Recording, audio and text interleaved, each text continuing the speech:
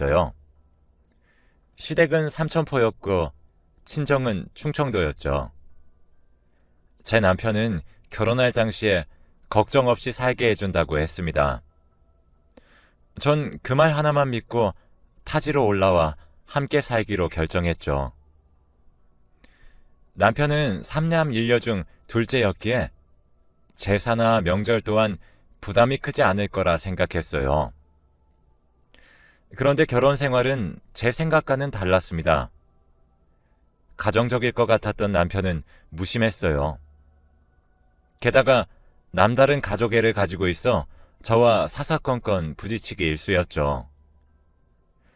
처음 2년 정도는 어머님도 잘해주셨기 때문에 정말 이런 시댁을 만난 건 행운이구나 생각했는데 아이를 가지지 못하니 한 번에 찬밥 신세가 되어버리더라고요. 당시 20대 중반의 나이로 결혼을 한 거여서 어렸었는데도 제가 임신하기를 계속 바라셨습니다. 그러다 아이를 가지게 되었는데 또 손에 물 한 방울 묻히지 않게 하셨죠. 그때는 정말 손주를 보고 싶으셨나 보구나 했습니다. 그런데 딸인 다인이가 태어나자 어머님은 딸을 낳았다며 저와 다인이를 구박하기 시작했죠. 그뿐만 아니라 아이가 태어났을 때는 아예 찾아오시지도 않으셨습니다. 아무리 그래도 자기 핏줄이 태어나면 한 번은 오기 마련인데 어떻게 그럴 수 있을까 경악스러웠죠. 그런데 그 이유는 오로지 딸을 낳았다는 것 하나라는 말에 어이도 없었고 어떻게 이런 집안이 있을 수 있을까 하는 생각이 들더군요. 어머님은 남아 선호 사상이 강하셨기에 유독 다인이를 싫어하셨어요. 위아래 사촌이 여자아이밖에 없어서 아들이길 간절히 원하셨나 봐요. 아시다시피 나이가 있으신 분들은 남아 선호 사상이 심한 경우가 더러 있거든요. 그에 대해 남편에게 말을 했더니 얼마 안 있으면 안 계실 텐데 너무 그러지 말라고 하기만 했죠. 그 사이에 우리 아이가 받을 상처는 어떡하나요? 남편의 말에 전 이혼을 해야 했습니다. 하지만 중졸로 할 수 있는 것도 없는 제가 아이를 키운다는 건 현실적으로 어려웠어요. 차라리 아이가 성인이 될 때까지 참아보자 생각하게 되었답니다. 정말 그때를 생각하면 지금도 아이에게 미안한 마음이 커요. 그렇게 명절이 다가오면 혼자 아들을 낳지 못한 제가 준비를 도맡아야만 했죠. 세상에 이런 법이 어디 있나 싶어 반박하고 싶었지만 혹시 아이에게 영향이 갈 수도 있을 것 같아 마음 편하게 화를 낼 수도 없었습니다. 그동안 어머님의 차별은 지속되어 저와 다인이에게 스트레스만을 남겨주었죠. 그런데 말로 차별이라고 하면 감이 안 오실 겁니다. 시댁은 오래된 시골집이라 방은 작은 방 하나와 큰 방 하나로 총 2개로 구성되어 있어요. 명절이나 제사를 지내야 하면 작은 방은 항상 여자들이 사용하고 큰 방은 남자들이 사용했죠. 방 크기가 문제가 아니었습니다. 작은 방은 쥐가 나오고 청소를 하지 않는 반면 큰 방은 어머님이 지내는 곳이라 상대적으로 깨끗했어요. 이러한 이유로 하룻밤을 자고 나면 몸이 가려웠죠. 그래서 저도 피하고 싶었습니다. 이 외에도 차별은 많았어요. 특히 남자아이를 편애한다는 모습을 보이셨거든요. 딸이 8살 때 일이었는데 다인이가 뒷밭에서 놀고 있었습니다. 사촌들과 아무것도 안 심겨져 있는 뒷밭을 뛰어다녔을 뿐이었는데 땅이 울퉁불퉁해서 같이 넘어졌던 적이 있어요. 딸은 넘어질 때 심하게 넘어졌는지 무릎에 피가 줄줄 흐르고 있었죠. 그에 반해 남자 조카는 손에 작은 상처만 난 상황이었고요. 그런데 그 모습을 본 시어머니는 다인이를 붙잡고 아주 심하게 혼을 내셨습니다. 사촌 동생은 할머니에게 안겨 상처를 확인하고 있었고요. 다인이가 나중에 저에게 와서 조용히 말을 해주더군요. 심하게 다친 건 분명히 자신임에도 불구하고 할머니가 동생만 챙기는 게 정말 서러웠다고 했죠. 무릎에는 심하게 쓸려 옷이 찢어지고 피가 나는 상황임에도 남편은 신경도 쓰지 않고 있었습니다. 어떻게 아이 아빠임에도 신경을 그렇게 안 쓸 수 있는지 신기했네요. 저는 다인이를 앉히고 상처를 소독한 후 약을 발라주었던 기억이 나요. 이런 일들도 있고 사소한 장난으로 인해 혼난 적도 있어요. 축구공을 가지고 노는데 여자들은 그런 걸 하는 게 아니라고 하더니 콩나물을 한 솥 가져와서 정리하라고 하셨었죠. 아이들이 동그랗게 모여 앉아 2시간을 넘게 해야만 다 할 수 있었어요. 산소에 다녀왔는데 그런 일을 하고 있는 애들을 보고 동서와 함께 놀라 굳어버린 기억이 떠올랐습니다. 또한 할머니로부터 종아리에 매질까지 당했어요. 사촌 동생이 다인이를 건들며 툭툭 때렸어요. 워낙 어릴 적부터 오냐오냐 자랐기에 누나를 물로 보는 남자애들이었거든요. 그렇게 장난을 치니 다인이가 화가 나서 그만하라고 툭 쳤습니다. 그런데 그걸 보고는 어디 여자가 감히 남자를 때려? 하며 소리를 치시고는 매질을 했죠. 저는 놀라 다인이를 끌어안았는데 남편은 그때도 지켜만 보고 있었어요. 다인이는 아직도 자기가 뭘 잘못했는지 모르겠다고 말해요. 정말 이때는 다인이를 데리고 이혼을 할까 진지하게 고민을 했습니다. 근데 어린아이를 홀로 부양할 자신이 없었어요. 엉엉 우는 다인이를 안고 달래는 방법밖에 없었죠. 물론 이런 대우로 통쾌했던 일도 있었습니다. 남자들에게 줄 거라고 챙겨놓은 갈치, 김치를 우리들에게 주지 않으셨던 적이 있는데 그게 하필 보관을 잘못해 상한 상태였던 거죠. 상한 것을 먹었으니 단체로 식중독에 걸려 병원 신세를 졌던 일도 있었습니다. 그 이외에도 정말 다양한 것이 있었어요. 왜 여자애들은 어릴 적부터 음식을 해야 하는 걸까요? 정말 최고로 어머님과 시댁 식구들이 원망스러웠던 일이 있었습니다. 하루는 애들이 없어서 찾아보고 있었는데 아궁이 불을 지피고 있는 거예요. 정말 위험한 일이잖아요. 아이들이 불을 지피고 있는 모습 또한 정말 충격이었죠. 저는 당장 아이들을 끌어낸 다음 아궁이 불을 직접 지폈어요. 그리고 나서 방으로 들어갔죠. 방 안에서 다인이는 구석에 쭈그려 앉아있고 남자애들은 가운데 하하호호하며 과일을 먹고 있었습니다. 저는 왜 안 먹냐고 하니 할머니가 이런 건 남자가 먹는 거라고 했어. 라고 말하는 게 정말 슬프게 들리더군요. 그 후에도 정말 충격적인 상황은 계속 반복되었습니다. 제가 가지 않겠다고 선언하기도 했죠. 그런데 그때마다 남편은 참으라는 말만 해댔어요. 어떻게 이런 부당함을 참을 수 있나요?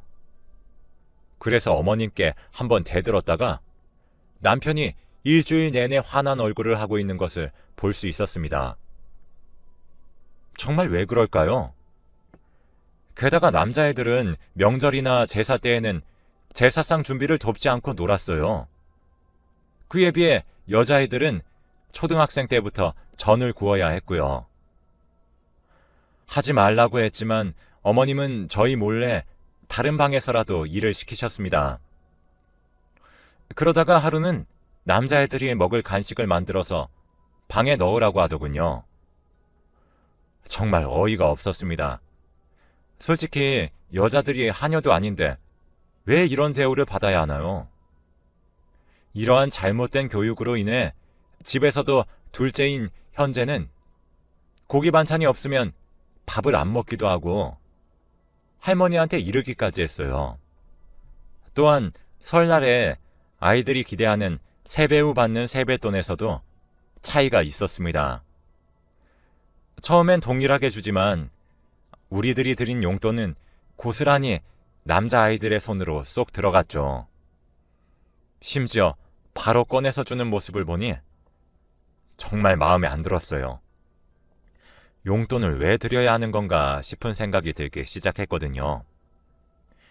이러한 일들이 계속 반복되자 다인이도 쌓이는 게 많아졌습니다.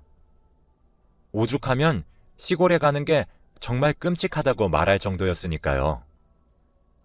하지만 명절과 제사 때는 강제로 필참해야 했어요.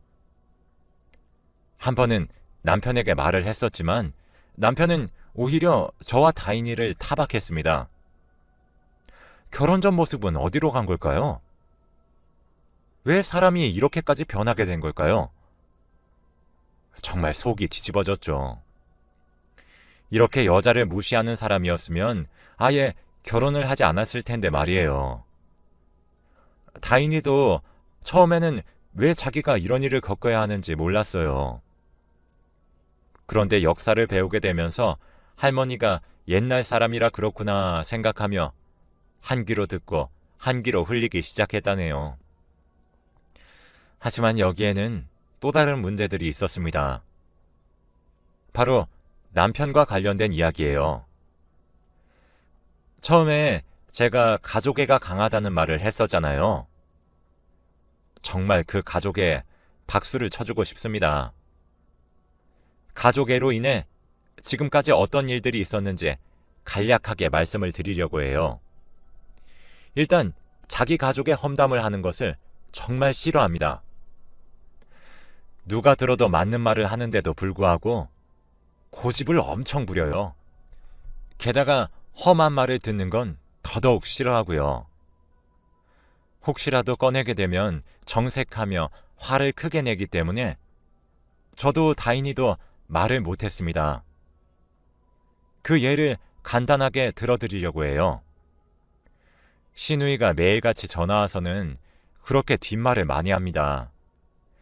저에게 말을 하면서 스트레스를 푸는데 듣는 사람은 정말 힘들어요. 그래서 남편에게 넌지시 전화를 그만하게 해달라고 했더니 조금 참으래요. 손 윗사람이 되어놓고 그거 하나 못 참냐고요. 그런데 제가 힘들어서 못 듣겠단 거잖아요. 그런데 제가 잘못한 건가요? 이전에 말을 했었지만 듣지 않아 부탁을 했음에도 남편은 저에게 오히려 짜증을 내더니 그냥 조금만 들어주라고만 했습니다. 요즘에도 가끔 전화는 오고 있어요. 그리고 저의 마음에 가장 크게 상처를 준 사건도 있었어요. 2014년 정도에 친정 어머니가 편찮으시다는 연락을 받게 되었죠. 그런데 남편은 모르쇠로 일관하더니 시댁 식구들과 술을 마시러 가버리더군요. 이게 상식적으로 이해가 가나요? 저는 시부모님이 편찮으시다는 연락이 오면 새벽이라도 가서 병원에 모셔가서 간병을 해드리기까지 했습니다. 그럼에도 불구하고 남편이 그렇게 행동한 것에 서운하기도 하고 배신감도 들었죠. 그날 전 결국 혼자 택시를 타고 비싼 요금으로 친정을 찾아간 기억이 있네요. 친정에 다녀온 후 바로 남편에게 따졌어요. 그런데 남편이 하는 말이 더 화가 났어요. 그러면 가족들이 오랜만에 모이자는데 어떻게 거절을 할 수 있어? 라는 거예요. 자기 가족들도 너무한다. 사돈이 아프다는데. 라고 했더니 또 정색을 하는 거 있죠? 사실 전 아직까지 제가 뭘 잘못했는지 전혀 모르겠습니다. 저로서는 서운할 수 있는 문제 아닌가요? 정말 마음의 상처가 컸어요. 그때 자기밖에 모르는 사람이구나 라고 생각했습니다. 이런 일도 있었고 한 번은 친척들까지 다 같이 펜션에 여행을 갔다 온 적이 있었어요. 아이들이 초등학생일 당시 경주로 1박 2일 여행을 갔죠. 근데 그동안 아주버님과 도련님, 그리고 저희 남편 사이에 서운한 점이 많았었나 봐요. 형제들끼리 싸움이 났는데 어머님은 아주버님만 챙기더니 방으로 들어가셔서 나오시지 않더군요. 그러다가 상황은 심각해졌고 남편과 도련님은 술에 취해 난동을 부리기 시작했죠. 며느리들이 각자 남편들을 부여잡고 얻어맞으면서 말렸어요. 그래서 아이들은 벌벌 떨며 울고 있고 어른들은 다쳐서 병원을 가야 하는 상황이 정말 싫었습니다. 아이들에게는 트라우마가 될 수 있는 상황이었기 때문에 남편과 크게 싸웠어요. 그 과정에서 왜 좋은 날 모여서 치고받고 싸우냐고 화를 냈더니 남자의 세계를 아냐고 그러더라고요. 그 말이 큰 스트레스로 다가왔습니다. 이렇게 살다가는 정말 속이 뒤집히겠구나 생각했는데 일이 터지게 되었어요. 26살이 된 딸은 저를 도와 명절 준비를 했어요. 솔직히 우리 딸이 다른 사람들에 비해 직장도 괜찮았기에 뿌듯한 마음이 컸어요. 그런데 이렇게 일도 도와주는 모습을 보니 잘 자라주었구나 생각했지요. 음식을 한참 하고 있었는데 시어머니가 갑자기 찾아오시더니 전이 모양이 어떻니, 맛이 어떻니 하며 온갖 소리를 하고 있더군요. 열심히 전을 부치고 있는데 그런 소리를 들으니 정말 맥이 탁 하고 풀려버렸습니다. 그런데 그 말이 다인이의 신경을 건드렸나 봐요. 갑자기 일어나더니 차에다가 짐을 막 싣더라고요. 다인이는 여행을 좋아했기에 소형 SUV를 끌고 다니고 있었어요. 짐을 다 싣고는 여자 조카에게 차키를 가져오라고 말을 하더라고요. 뭔가 이상한 낌새를 느낀 조카가 열쇠를 2개 챙겨오자 여자들에게 얼른 올라타라고 했어요. 그리고는 마음에 안 드신다고 하시니 우리는 그만 가볼게요. 하고는 그대로 시동을 걸고 출발했어요. 충동적으로 선택한 일이었죠. 다인이는 차를 몰기 시작했고 고속도로를 탔습니다. 당황한 저희는 어떻게 해야 하나 생각을 했는데 다인이는 이왕 이렇게 된 거 여행이나 가서 힐링이나 해요. 라고 말하는 겁니다. 다인이의 행동력에 동서들까지도 놀라 눈이 동그랗게 변했어요. 그렇게 차는 3시간을 달려 거제도에 도착하게 되었어요.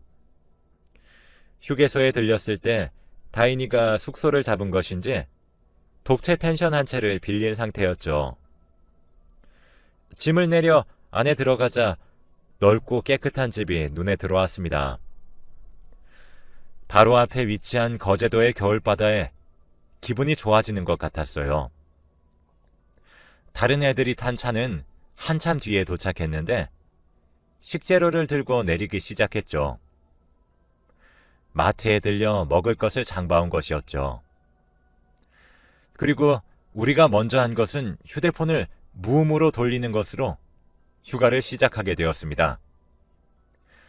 겨울바다를 보며 여유로운 시간을 보내고 있는데 남편에게서 정말 많은 전화가 왔더군요. 문자도 쌓여 확인을 해보니 당장 안 오면 이혼이라고 말을 하는 겁니다. 다인이를 보니 제가 쉽게 넘어가면 안 된다고 생각했기에 살포시 무시했어요. 정말 여자들끼리 스파도 하고 주변에 여행도 다니면서 스트레스를 푼 후 집으로 돌아갔어요. 집에 가자 잔뜩 화난 얼굴을 한 남편이 저를 보고 있었습니다. 그리고는 저에게 소리를 바락바락 지르더니 며느리가 돼서 어떻게 그런 행동을 하냐고 하는 게 아니겠습니까? 전 지금까지 며느리가 해야 할 일들을 잘해왔었기에 그의 말에 어이가 없었어요. 정말 잘 쉬고 왔는데 저의 기분 상태가 바닥을 치게 만든 것 같았죠. 이혼을 하자고 하는 남편을 향해 가방에서 서류를 건네주었어요. 원하면 이혼해주겠다고 하면서요. 그러자 남편이 오히려 당황한 얼굴을 하더라고요. 사실은 이럴 것 같아서 오는 길에 미리 서류를 작성해서 왔었거든요. 제 행동에 남편은 정말 이혼할 생각이 있냐고 물어보더군요. 그래서 남편에게 당연한 거 아니냐고 말했습니다. 그리고는 서류 작성해서 보내달라고 말하고는 밖으로 나갔어요.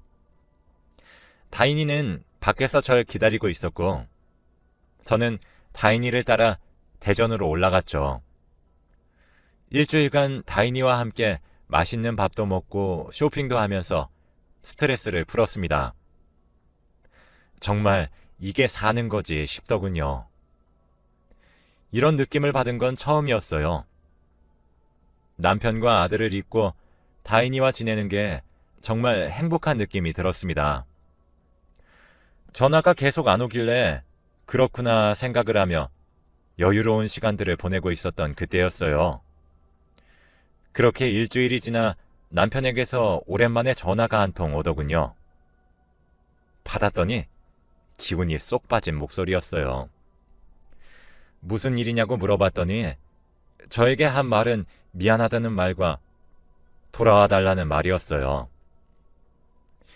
자기가 살림도 하면서 일도 해보니 정말 힘들더래요. 그제서야 잘못되었구나를 깨달았다고 합니다. 그동안 저의 소중함을 잊고 산 것 같다며 미안하다고 비는 남편 때문에 어떻게 할까 고민했어요. 사실 이혼할 생각은 없었고 겁을 줄 생각으로 나와버린 거였거든요. 그래서 이제 명절 때나 제사 때도 일을 돕고 남녀를 차별하는 발언이나 행위를 하지 말라고 했습니다. 그랬더니 남편은 알겠다고 말해서 집으로 내려가게 되었어요. 그리고 돌아온 명절에는 솔선수범하며 집안을 청소하고 도울 일이 있는지 물어보는 게 아니겠습니까? 남편도 남편이지만 아주버님이나 도련님도 얘기를 들은 상황인지 눈치를 보며 일을 했어요. 물론 어머님은 뒷목을 잡으셨지만 어쩌나요? 아니면 이혼당할 텐데요. 잘 키운 딸 하나가 10 아들 안 부럽다는 말이 이해가 되네요. 처음으로 정말 만족스러운 명절이었던 것 같아요. 참고 산다고 모두 잘 되는 게 아니었습니다. 정말 자기 의사를 확실히 표현해야 저를 챙길 수 있다는 걸 느끼게 되었거든요. 절 사랑해주는 우리 딸, 엄마 도와줘서 고마워, 사랑해 라고 말해주고 싶어요. 시원하게 풀어주는 우리 딸 어떤가요? 저의 소중한 자랑입니다. 이런 걸 보면 제가 그동안 너무 무르게 행동을 한 게 아닐까 하는 생각을 간혹 하고 있는데 앞으로는 그러지 않으려고 해요. 이렇게 저의 긴 글을 읽어주셔서 정말 감사합니다. 모두 스트레스에서 해방되시길 간절히 바라겠습니다.